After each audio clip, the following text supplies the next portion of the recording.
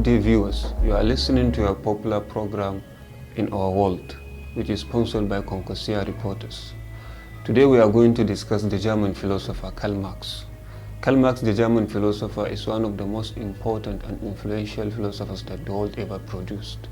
His ideas on philosophy, politics, economics, history, and sociology had led to serious academic discussion around the globe.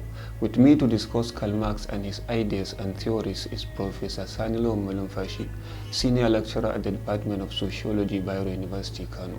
Stay with us. Sir, you are welcome to the program in our world. Thank you very much. Who is Karl Marx? Karl Marx, a philosopher, an economist, a political scientist, and sociologist, a journalist, was born in 1818. His ideas have a number of political, philosophical, sociological, and economical colorations. His parents were of rabbinical background. His father was a lawyer and of middle class background. He had his education.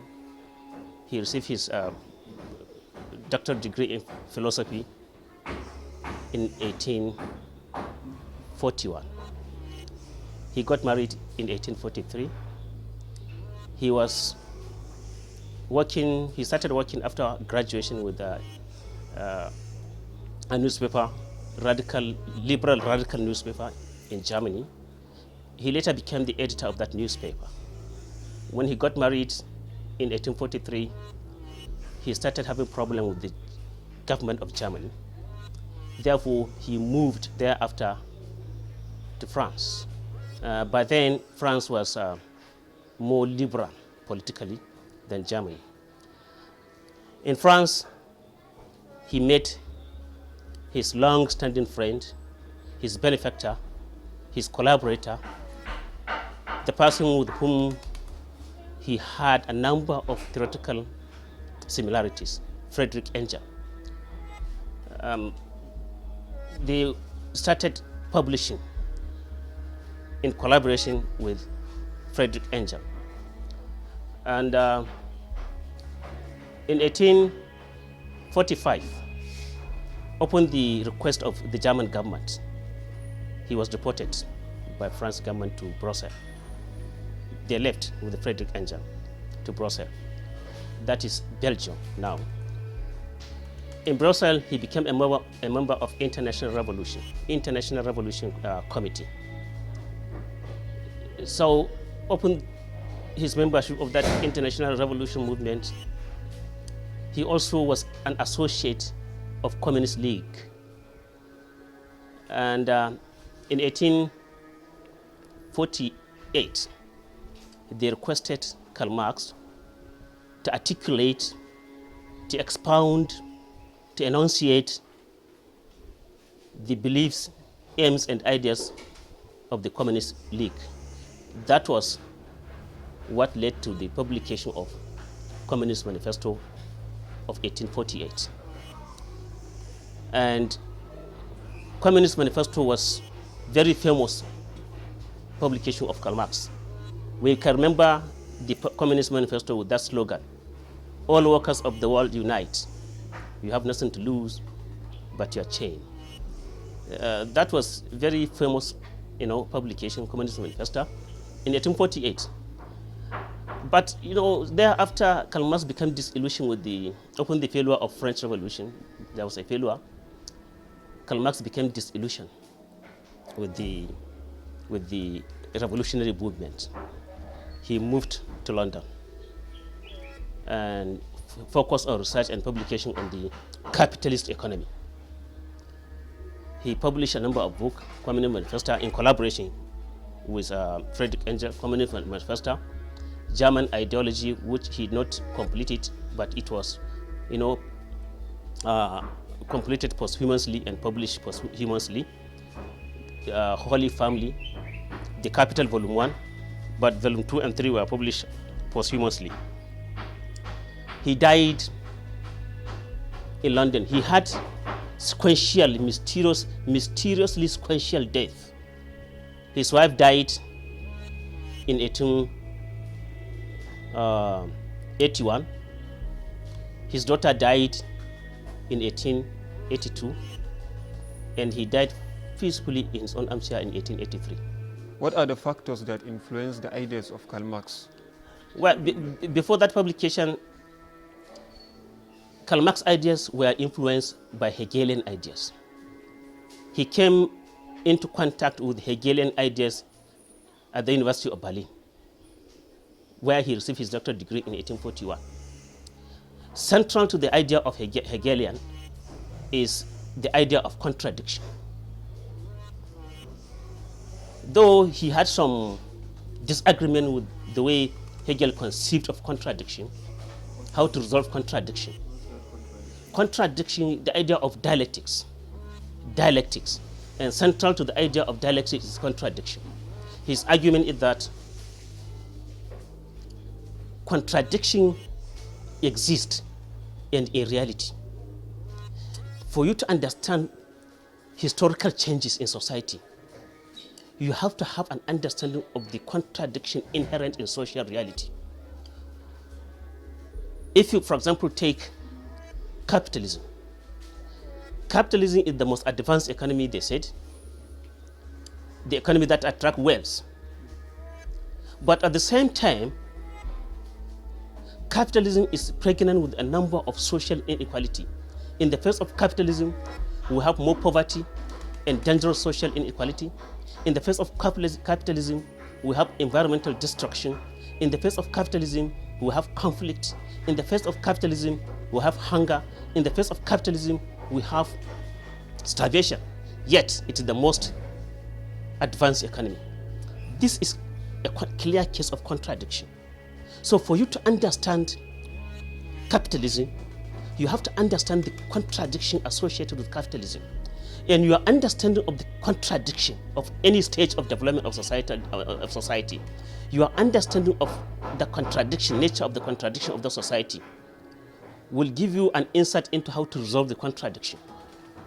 The resolution of the contradiction, how do you overcome poverty in the midst of affluence?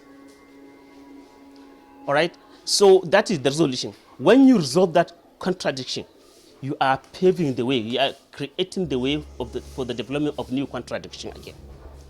Perhaps if we say capitalism, exacerbated poverty and hunger, even though it creates wealth, the poverty is a contradiction associated with capitalism. How do you overcome poverty? How do you reduce social inequality? If we have more richer people than poorer people, that situation that led to the development of richer people than poorer people will come along with its own new contradiction. Perhaps if everybody is wealthy, there could be lifestyle problem. There could be problem of obesity. There will be problem of environmental recreation and creation and recreation of the environment.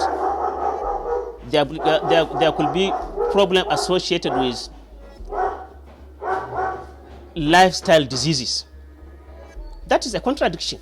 All right? Disease in the midst of wealth. There, poverty in the midst of affluence. Now, disease in the midst of wealth or affluence. That is the idea. But the problem he had with Hegel is, Karl Marx says, you see, these contradictions are real, they are practical. Therefore, they demand practical solution. And that practical solution is struggle, revolution, to change, to overcome the contradiction. You just can't sit down in a chair, imagine a contradiction, and postulate, imagine how to resolve it in an armchair. No, you have to engage with the environment. And that is the starting point of his own ideas. The genesis of his idea was his interest on the historical basis of inequality, especially the new forms the inequality takes under capitalism. very dangerous form, very destructive forms, very pronounced form under capitalism. Inequality was more dangerous. In the capitalist society, you can see inequality everywhere. You can see inequality in our residential areas by the nature of our buildings between we and them. You can see inequality in the vehicles we drive. You can see inequality in one of our dresses. You can see inequality in the school we send our children, we refer our children to. You can see inequality in the hospitals we refer our families to. You can see inequality in the shopping malls we attend. The society clearly polarized into what he called classes. And that inject antagonism within the society. And that antagonism attract conflict. And that conflict is what will move the society forward, according to his own understanding of the actual nature of inequality. Every society has its own form of inequality. He was interested in that historical basis. What are the historical bases of inequality? We have had inequalities between slave and slave owners. We have had inequalities between feudal lords and serfs. Now we are having inequalities between capitalists and workers, or between bourgeoisie and what he referred to as proletariat. So he is interested in that. And this inequalities is a form of contradiction itself. Looking at our present condition in Nigeria, those things that you mentioned regarding the ideas of Karl Marx, like inequality, alienation, and other things that necessitated the ideas of Karl Marx, do you believe that in present Nigeria's condition, we can use the ideas of Karl Marx to change our present economic system? Yeah, we have a lesson to learn. You see, Karl Marx was the only philosopher who has his movement under his name, after his name, Marxism. Marxism influenced a number of political changes in Africa and the world. In Africa, Marxism as a political ideology influenced a number of movements. For example, Jonas Savimbi of Angola, Robert Mugabe of Zimbabwe, Thomas Sankara of Burkina Faso, Kenneth Kaunda of Gambia, Amilcar Cabral of Guinea-Bissau, Julius Nyerere of Tanzania, who was the proponent of Ujamaa. Ujamaa is an African socialism. Gaddafi of Libya, Castro of Cuba, Chavez of Venezuela. Now, the government of China was influenced by Marxist ideas, even though now with some economic distortion. Government of South Korea was purely Marxist-oriented government. The government of defunct Soviet Union was purely Marxist. And it had influence, political influence around the world because of the conviction, agent of change had on the idea. Because they were subjected to the idea, they've seen the idea in reality. In understanding human nature, Marx was very interested in understanding human nature. And by his own postulation, for you to understand human nature, you have to understand that human being does not exist in isolation. He is a social animal, he relates with other fellow human beings. It's particularly when it comes to the relation of production to survive.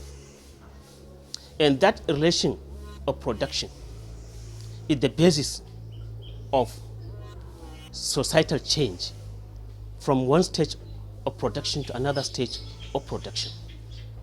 And is the basis for the development of legal system, political system, family system, and even religious system was determined by the economic condition of the society itself. And that economic condition of the society is manifested in the form of relationship people enter into in the process of production. That's one idea. And labor itself is a way in which man is connected to nature. When labor has a central importance to man and to nature. And if I say to nature, I mean to the society, to environment. One central importance labor has in man is the ability of labor to realize the potentialities and creative nature of a man.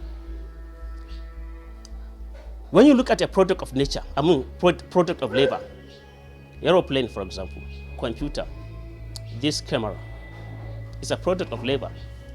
It exists first in the imagination, inner imagination of the laborer. You have to think of it first, the picture of it first in your mind, then you create it. This is what we call objectification in the word of Karl Marx, objectification. Then we objectify it, meaning that it's a reflection of what we thought before in our mind. Now we are now translating our imagination into reality. But under capitalism, labor change. Rather than a source of realizing your own creativeness, a source of realizing your own potentialities, labor became a source of retarding your mental development. Labor became a source of dissatisfaction.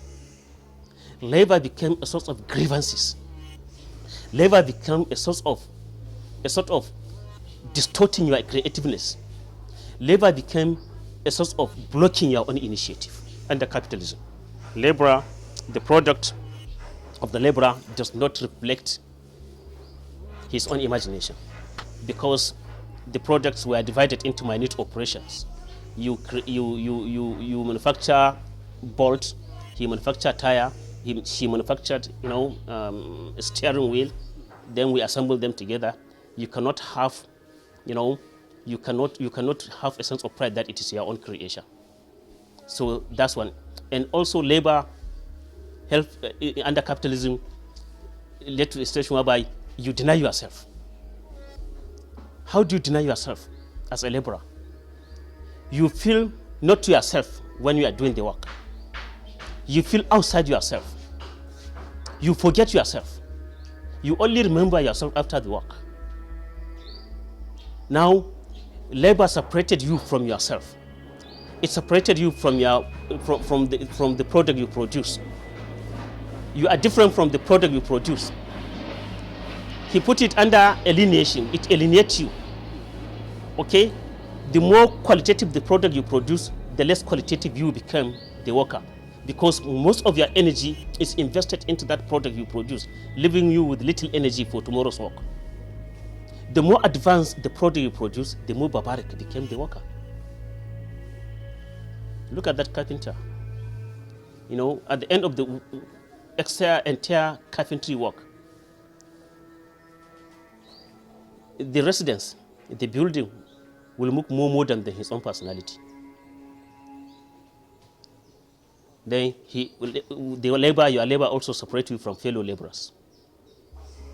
You cannot team up together. You cannot have a common ground. You are separated from fellow laborers. Because why? Because the labor does not belong to you. Somebody buys your labor power. That is exploitation. And that exploitation is the genesis of capitalistic economy, which is contradictory. And that exploitation is the genesis of conflict between the two antagonistic classes within the society. Exploitation. Exploitation. Exploitation in order to attract wealth and profit. Very majority are producing wealth for the few. And those majority producing wealth for the few have nothing other than their labor power.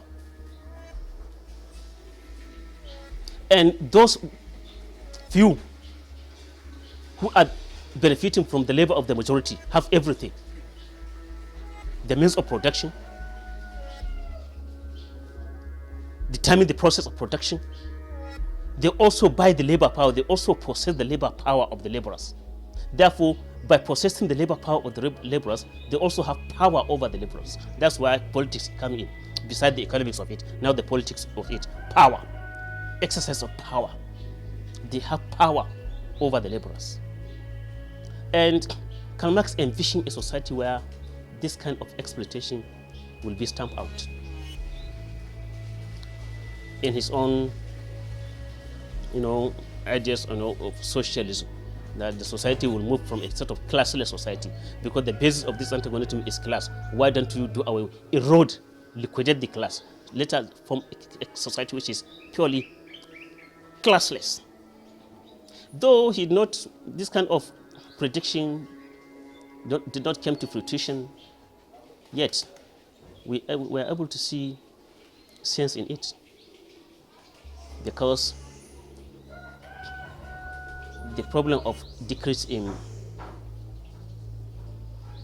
biodiversity that we are facing today, the problem of climate change we are facing today, the problem of chemicalization of society we are facing today, the problem of pronounced abject absolute poverty around the world we are facing today, the problem of conflict and inequality we are facing today have a lot to do with the exploitation Karl Marx was referring to, was hammering. Looking at our present condition in Nigeria, regarding those things you mentioned, which Karl Marx took a look at, like exploitation, inequality, alienation, these are things that are still happening in Nigeria today. There is a wider gap between the haves and the have-nots and other things like that. Do you think we can use Marx's ideas to change the present economic situation of Nigeria? Yeah, we can. We can use Marx's ideas. The only way we do that is to empower the masses, to empower them by way of enlightening them, so that they became a sort of class for itself. They became conscious of their own,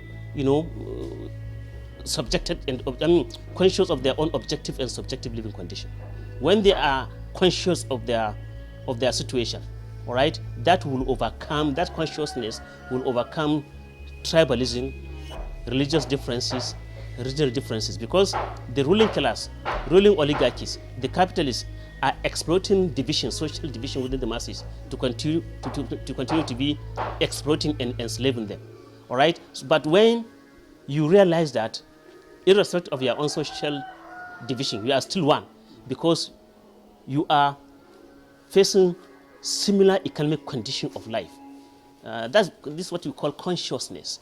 So when you develop that consciousness, you can be able to empower yourself and overturn the situation. Finally, so many people used to say that Marxism is outdated. Do you believe in this? As Marxism is outdated?